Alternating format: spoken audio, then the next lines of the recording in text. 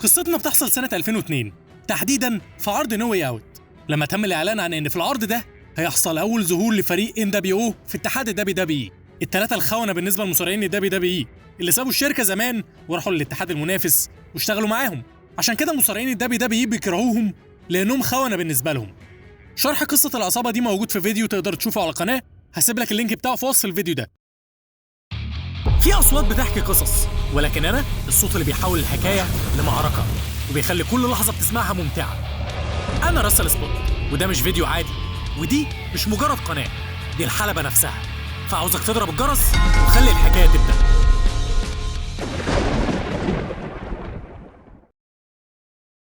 المهم بعد لما اتحاد WWE اشترى اتحاد WCW، حصل أول ظهور لعصابة NWO في عرض نو واي اوت سنة 2002. في بداية العرض دخل الثلاثة هالك هوجن، سكوت هول وكيفن ناش وسط استهجان كبير جدا جدا من الجمهور. المهم كيفن ناش مسك المايك واتكلم وقال: عارفين احنا هنا الليلة عشان نوضح شوية حاجات. احنا جينا بدري النهاردة ومش هتصدقوا كم التفاعل اللي حصلنا عليه. بعض النظرات كانت نوعا ما استحقار. وكل ده ليه؟ اقصد ده عشان سمعتنا اللي كسبناها؟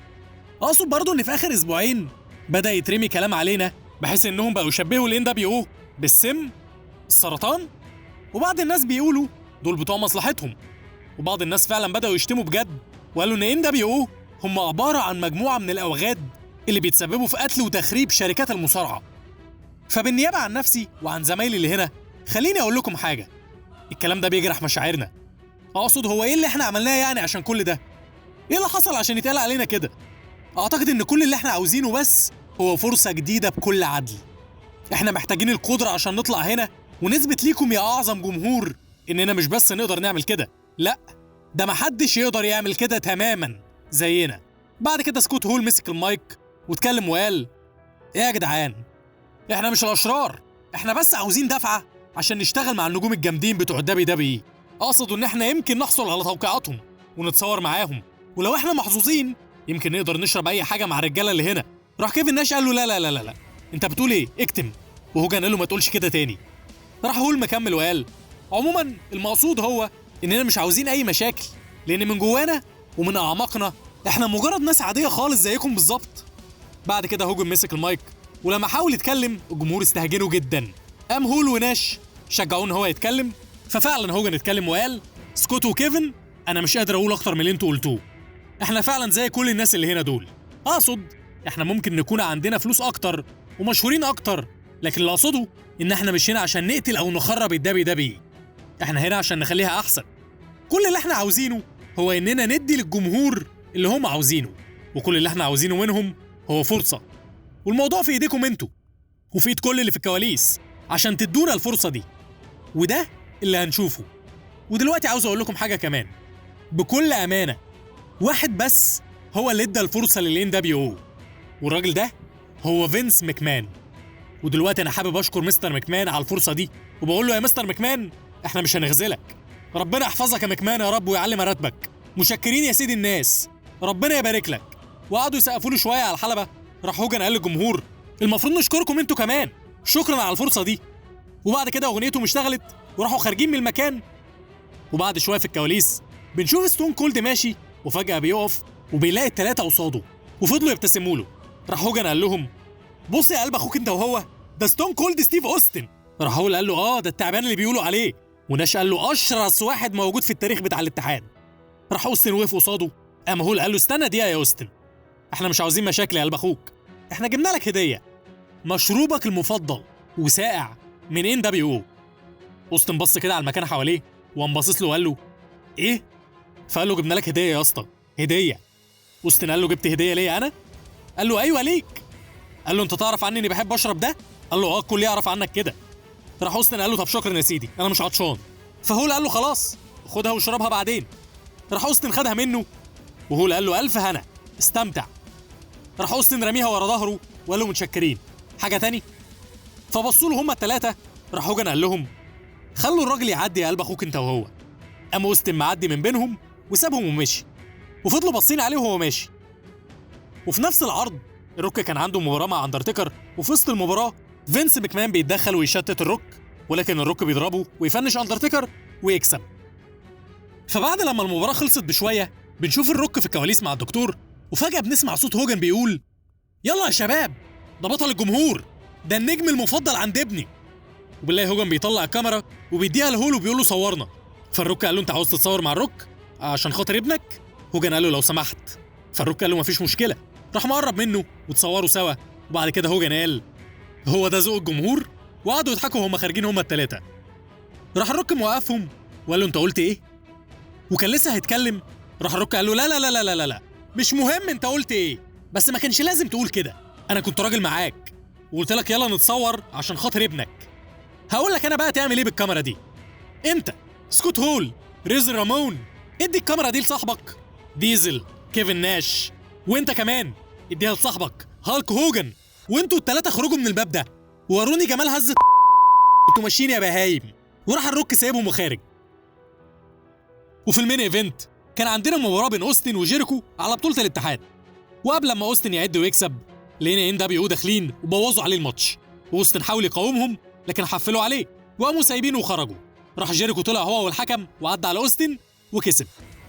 بعد كده ان دبليو طلعوا تاني الحلبه وكملوا تحفيل على اوستن، وراحوا مكتفينه وجابوا سبراي اسود وكتبوا على ظهره ان دبليو او، والعرض خلص على كده.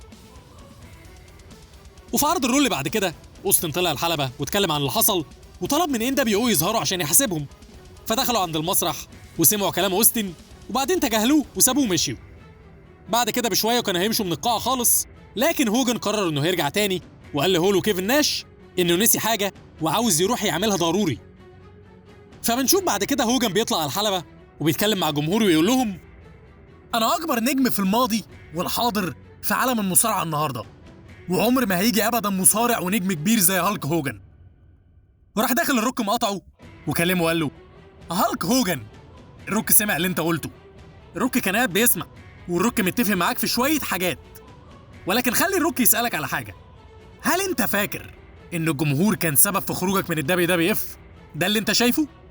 هوجن قال له: انا شايف مش مهم خالص انت شايف ايه. الحاجه الوحيده اللي لازم تشوفها هي ان الجمهور ما كانش السبب في خروجك من هنا. لا لا لا لا لا، الناس دول حبوك ووثقوا فيك، حتى الروك وثق فيك. ولكن عارف ايه اللي حصل؟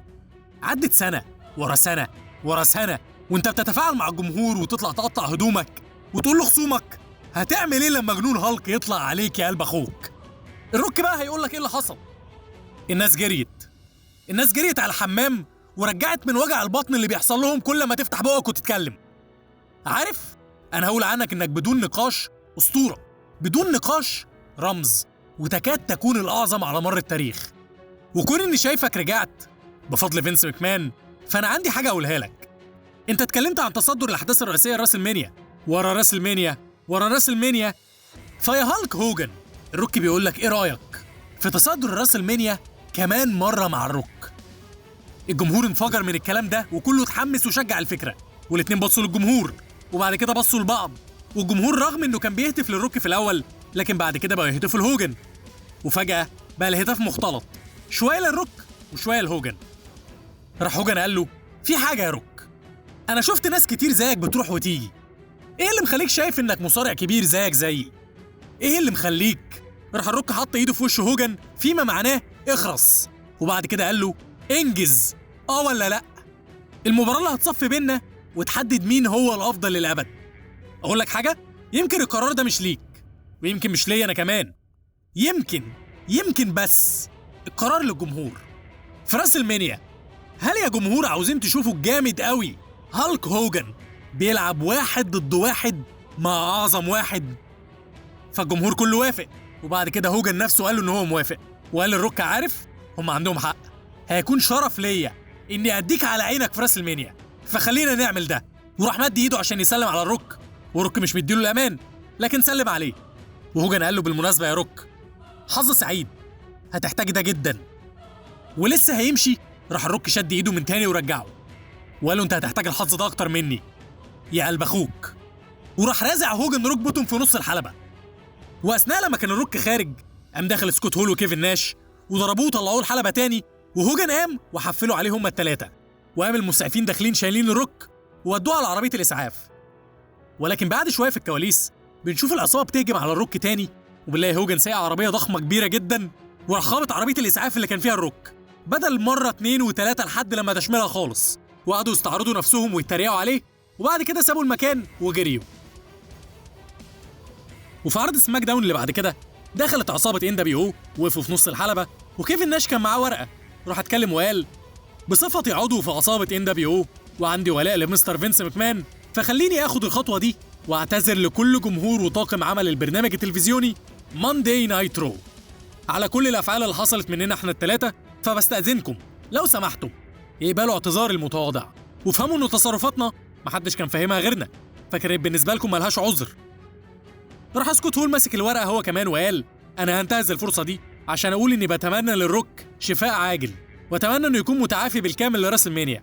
الكلام اللي بنقوله ده تحت اشراف فينس ماكمان، وبصفتنا بشر فاحنا من جوانا متضايقين جدا من اللي عملناه. وعاوز اقول لكم اني مش بعتذر لمجرد ان فينس ماكمان امرنا بده، لا، انا بعتذر من قلبي لاننا عارفين ان اللي احنا عملناه غلط، فاحنا اسفين.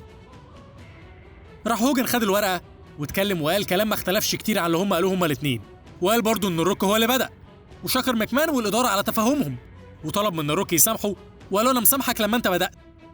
وراح بعد كده مقطع الورقه ووجه كلامه للروك وقال له: بس خلي بالك، انا مش هكون اسف على اللي هعمله فيك في راس المانيا.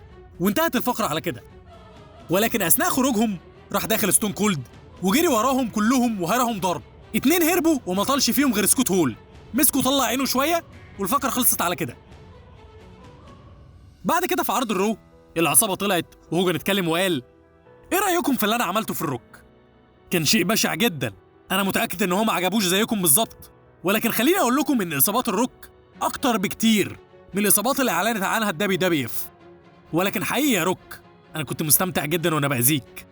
انا سمعت من مصادر ان الروك هيكون موجود هنا الليله، ولما يجي هنا ويقف وش لوش يا قلب اخوك، فما تقلقش يا روك، انا مش هقضي عليك، انا هستنى لحد لما اديلك على عينك في راس المنيا، لان بالطريقه دي يا روك هيكون جماهيرك وملايين الملايين من جماهير الروك موجودين بيتفرجوا عليك، فمش هيكون في حاجه تقدر تعملها، لان في راس المنيا ايه اللي تقدر تعمله يا قلب اخوك لما جنون هالك يطلع عليك؟ وقفوا حبه وبعد كده ناش اتكلم وقال: انتوا بتبصوا على 3 من اكبر النجوم في تاريخ المصارعه، NWO مستنيه تتعامل بشكل احسن من كده. بعد كده في فقره في الكواليس بنشوف هالك هوجن واقف مع صوره الروك وبيتكلم وبيتريق عليه، بيقول: انت شكلك كويس النهارده، انا عارف انك مشهور، لكن بعد كام سنه انت فاكر انك هتبقى اسطوره، لكن انا مش هسمح لك بده، واللي عملته فيك ده كان طريقتي في التعامل مع اي حد بيحاول ياخد مكاني. وبالمناسبه انا ما عنديش مشكله معاك، لكن عارف كان في واحد في المجال ده بيحاول يعلي على هالك هوجن، وانت جيت على السكه. بس يا روك انت مش نكره، انت شخص كويس، بس هقولها لك تاني، انت مش في مستوايا، وفي راس المنيا هوريك الفرق بين النسخه والاصل يا قلب اخوك. بعد كده اوستن طلع الحلبه وطلب مواجهتهم، راحوا ظهروا له عند المدخل كده، فاوستن فضل مستنيهم وماسك الكرسي وهما ما اتحركوش من مكانهم حتى. راح قال لهم: اول لما تيجوا الحلبه هنا يا اولاد انا هحشر الكرسي ده في انتوا الثلاثه. ستون كولد ستيف اوستن يمكن يقع، لكن انا هتاكد اني هوقع حد فيكم معايا. قام هوجن رد عليه وقال له: ابلع رياك والنبي يا نجم، انت ما عندكش سلطه هنا عشان تهددنا، احنا NWO، وغير كده انت ما تفرقش عن الروك كتير في حالتك دي. وبمناسبه الروك زي ما انت عارف يا اوستن، الروك مش هيبقى هنا الليله، فيا قلب اخوك واضح ان مستر اوستن زي ما بيقولوا كده كش ملك، فلو تسمحوا لي انا هروح اشوف حالي، مش هضيع وقتي معاه، ولو حد فيكم عاوز يتسلى عليه عيشوا واستمتعوا. راح هوجن سابهم ومشي. بعد كده في الكواليس بنشوف العصابه وهالك هوجن عمال يستعرض نفسه، وبعد كده اعلن ان الروك راجع الاسبوع الجاي، فقال لهم عاوزين ندي للروك ترحيب مميز. ففي عرض سماك داون اللي بعد كده الروك رجع وسط ترحيب كبير جدا من الجمهور، واتكلم وقال: الروك عنده كلام كتير، ومن بين كل الكلام ده الروك بشر، والبشر بيغلطوا، وانا غلطت. من 3 أسابيع لما ماكمان اعلن عن دخول NWO الاتحاد، على عكس كل الناس انا كنت مبسوط، لاني عكس كل الناس انا ما فكرتش في السم اللي جاي هنا، انا ما فكرتش غير في حاجه واحده بس: ذا روك، هالك هوجن، راس المنيا. ومن 3 أسابيع لما كنت واقف انا وهوجن على الحلبه دي وش لوش وعين لعين، انا عرضت تحدي على هوجن، والماتش ده اكبر من مجرد الماضي ضد المستقبل. الماتش ده هيكون الاكبر في تاريخ الصناعه، وهو اللي هيحدد مين الافضل للابد. في اللحظه دي انا عملت غلطه، لاني اتعميت ونسيت مين هو هالك هوجن الحقيقي. غشاش واناني ومحتال وابن، وده اللي خلاك يا هوجن تحاول تقضي على الروك قبل راس المنيا بكل اللي تقدر عليه، لانك عارف ان الموضوع مش هيكون عن مين الاكبر، لكن عشان انت عارف ان الموضوع عن مين الافضل. انت عارف وانا عارف والناس عارفه، لان يا هوجن زي ما انا عملت غلطه كبيره، انت كمان عملت غلطه اكبر، والغلطه دي هي انك ما قضيتش على الروك بالكامل لما جات لك الفرصه انك تعمل ده. فالروك بيقول لك يا قلب اخوك، ليه ما تحاولش تقضي على الروك الليله؟ قام داخل هالك هوجن والعصابه، وهوجن قال له انا فاهم انك غضبان يا روك، لكن عاوزك تفهم اني لو عاوز اجي دلوقتي واقضي عليك هعمل كده من غير ما ابذل مجهود حتى. لكن عارف يا قلب اخوك، انا مش هعمل كده. انا هستنى لحد راس المنيا، لحد لما تتعافى بالكامل، وقصاد الملايين والملايين من جمهور الروك انا هديك على عينك بنسبه 100% في راس المنيا. انا عارف انك مصاب، فعاوز ما يكونش ليك حجه في راس المنيا. الحقيقه يا روك اني راجل طيب، وانا مش هعمل زيك. روك قال له لا لا لا لا لا لا، تعالى اضربني، لا بجد تعالى حط عليا واضربني، تعالى بدل ما انت واقف عندك كده انت وجوز اللي معاك دول. يا راجل مين كان يصدق ان الراجل اللي كان معلم على الكل بقى ماشي بيتحمى في جوز نسوان؟ راح هوجن اتعصب، قاموا لحقوه وقال له لروك بعد اذنك ادينا ثانيه، فقعدوا يتكلموا سوا. وبعد كده هول قال له يا روك الليله ليله حظك، لان هوجن مش عاوز يجي عليك، لكن انا مش زيه. شوف اللي حصل في ستون كولد ستيف اوستن، انا قضيت عليه ونهيته، فانا بتحداك في مباراه الليله. راح الروك وافق وقال له انت قد كلامك ده؟ عموما انا موافق، لكن يا هوجن مش عاوزك تفرح، لان بمجرد لما اخلص على سكوت هول هجيلك انت، فعاوزك تكون مستعد. المهم لعبوا مباراه، وخلالها هوجن طلع طبعا اتدخل وحاول يشتت الروك عشان هول وناشي هاجموه، لكن الروك كان صاحي وقام ضاربهم، لكن هوجن برضه غفله والثلاثه حفلوا عليه. لكن فجاه دخل ستون كولد ستيف اوستن وحفل على الثلاثه وده شملهم وساعد الروك، وبعد كده خرجوهم الاثنين وقفوا احتفلوا سوا وسط الجمهور. راح داخل فينس ماكمان وهو متعصب وقطع عليهم الاحتفال وقال له اوستن يا اوستن يا ابن بقى انت عاوز تساعد الروك ضد الان دبليو او وعاوزين تاخدوا لقطه في راس المنيا؟ عاوزين تعلموهم الادب وتلعبوهم؟ ده اللي انتوا عاوزينه صح؟ تمام، ده اللي هتحصلوا عليه. يا روك واوستن انتوا هتتحدوا كفريق وهتلعبوا في عرض الروك جاي ضد عصابه الان دبليو او، مباراه 3 ضد 2. بعد كده بنشوف العصابه في الكواليس بيتكلموا، وهوجن بيقول لهم فاضل 6 ايام على راس المنيا، وهناك هوري الروك اني هستحق اكون اسطوره وهدخل التاريخ. وسكوت هول قال له انا كمان خلال 6 ايام هدشمل اوستن، وقالوا ان دي اول مباراه ليهم كفريق في الدبليو دبليو اف، ولازم المباراه دي تدخل التاريخ. المهم المباراه اتلعبت واللي فازوا كان فريق الان دبليو او، وبعد المباراه حفلوا على الروك واوستن. وفي سماك داون قبل راس المنيا هوجن طلع الحلبه وقال للجمهور انا اتفرجت طول الوقت على كل اللي جه هنا وتقال عنه ان هو هيكون الشيء الكبير الجاي، ولكن كلهم فشلوا في انهم يناطحوا جنون هالك. حتى ذا روك اللي حطيت عليه زيه زي اي حد وقف قصادي قبل كده. الحاجه الوحيده اللي كانت قريبه من قتل جنون هالك هما مجانين هالك، ولكن انا ما بقتش محتاجهم، ما تقدروش تقضوا عليا وانا اثبتت ده. وقعد هوجن يعيد ويزيد في اللي بيقوله وفي اللي عمله في الروك واللي الان دبليو عملوه في الروك واوستن في المباراه، وقال بعد لما هزمتك يا روك وعديت عليك بقول انك سهل. راح الروك داخل مقاطعه وقعد يتريق عليه وعلى الشعار بتاعه هالكامانيا، وقال ان هو هيتصدم بالواقع يوم الاحد. قال له انت تقدر تهزم الروك في مباراه فرق، لكن في راس المنيا انا هيقل منك. قام هوجن قال له انا هواجهك بالحقيقه، انت زيك زي مسؤول عن المباراه الكبيره اللي هتحصل، لكن فاضل سؤال واحد بساله لكل خصم بيواجهني وعاوز اساله لك دلوقتي. هتعمل ايه؟ هتعمل ايه يا روك لما اكبر نجم في المجال يحط عليك؟ هتعمل ايه لما جنون هالك يطلع عليك؟ هتعمل ايه يا قلب اخوك؟ قام الروك قال له هقول لك انا هعمل ايه بالظبط، وراح ماشي ناحيه الحلبه ودخل جوه وقال له يوم الاحد في راس المنيا انا هحط حد للاسطوره بتاعتك وهتذكر في التاريخ على اني الافضل، لكن لحد الوقت ده الروك مش هيعمل لك حاجه لو بس تقدر تشم اللي الروك محضرهولك. وفي راس المنيا الجمهور كان بيشجع الاثنين، لكن صوت جماهير هالك كان اعلى بكتير في وقت من الاوقات. فحصل ان الاتنين قدموا اداء عالي قوي وعملوا كل حاجه عشان يرضوا الجمهور، لكن النهايه كانت محتومه.